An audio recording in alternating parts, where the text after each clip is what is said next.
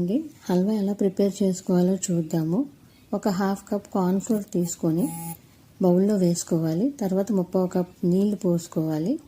1/2 cup నీళ్ళు పోసుకున్న తర్వాత ఉండలు లేకుండా బాగా కార్న్ఫ్లోర్ అంతా కలుపుకోవాలి. వాటర్లో బాగా కలవాలి. డిజాల్వ్ అయిన తర్వాత ప్యాన్లోని 2 స్పూన్లు నెయ్యి వేసుకొని డ్రై ఫ్రూట్స్ వేయించుకోవాలి.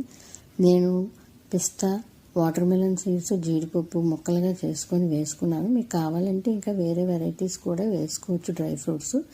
అవి వేయించుకున్న తర్వాత అవన్నీ తీసి పక్కకు పెట్టుకోవాలి. మాడిపోకుండా వేయించుకోవాలి.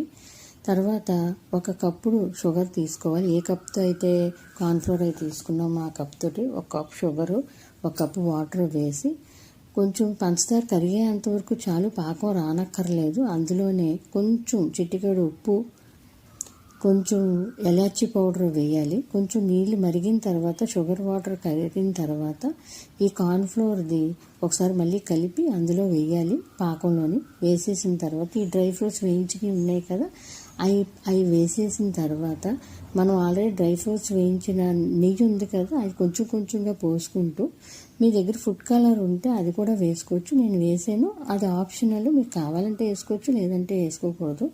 ఆ నెయ్యి మాత్రం కొంచెం కొంచెంగా వేసుకొని కలుపుకొని స్టవ్ ఆఫ్ చేయాలి.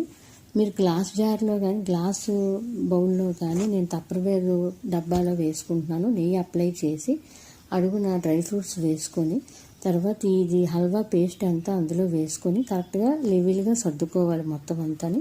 మళ్ళీ దాని మీద మనం డ్రై ఫ్రూట్స్ వేసుకోవాలి కొంచెం ఇష్టమైతేనే, లేదంటే అక్కర్లేదు, ఆల్రెడీ వేసాం మనం చాలానే. అలాగా 2 అవర్స్ ఉంచితే అది సెటిల్ అవుతుంది, టైట్ అవుతుంది. 2 అవర్స్ ఉంచిన తర్వాత ఆ తర్వాత ఒక ప్లేట్లోకి మనం దాన్ని తిరగొట్టుకొని క్యూబ్స్గా కోసుకోవాలి.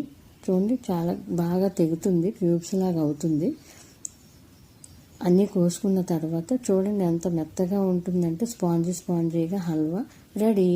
చాలా బాగుంటుంది, మీరు చేయండి, చాలా ఈజీ కూడా.